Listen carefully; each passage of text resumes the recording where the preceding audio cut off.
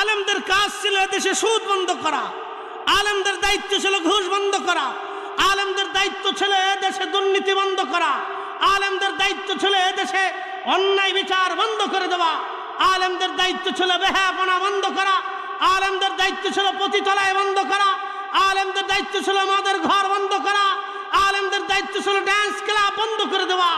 আলেম তাহা পারে নাই। আলেম মিলাদ বন্ধ করছে, দোয়া বন্ধ করছে, জিকির বন্ধ করছে, কোরআন খতম বন্ধ করে দিছে। শয়তানকে আমি বিরাট খুশি। যেটা বন্ধ করার কথা ছিল সেটা পারস নাই, তুই যেটা করার কথা না সেটা করে দিছস। কি কথা খারাপ কইছি? সাচ্চা সাচ্চা কাচ্চা কাচ্চা একবার পানির মতো ক্লিয়ার কথা, কোনো বাকি ঝুঁকি নেই, পানির মতো ক্লিয়ার কথা। যেটা বন্ধ করার কথা আমরা সেটা বন্ধ করতে পারি না।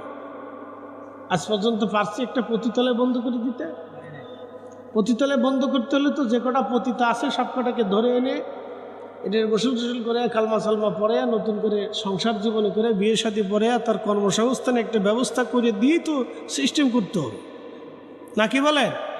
তা পারি নেই বলে কি মিলাদ বন্ধ করে দাও, বিদাত।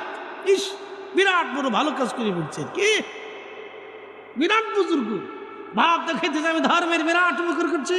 বাতিলের আতঙ্কা, বিশিষ্ট ইসলামিক চিন্তাবিদ, খ্যাতি সম্পন্ন ব্যক্তিত্ব, বাপ রে বাপ, নামের আগে কত একবারে লকুব লাগাইতে লাগাইতে খাতা শেষ করে ফেলছে। চলবে? ও আর চলতো নি।